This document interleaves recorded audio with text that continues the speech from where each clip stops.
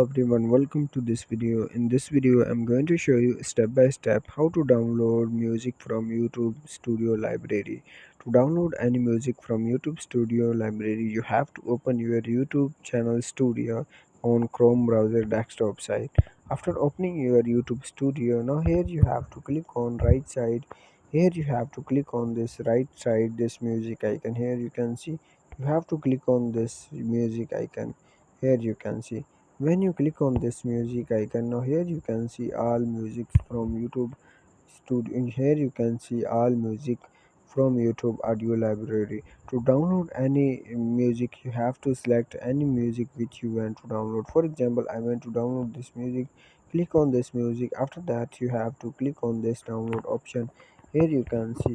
Here you will see a download option at the left side. You have to click on this download button. Now here you can see downloading has been started. In this way you can download music from YouTube audio library. Thanks for watching this video. Please subscribe my channel. See you in the next video.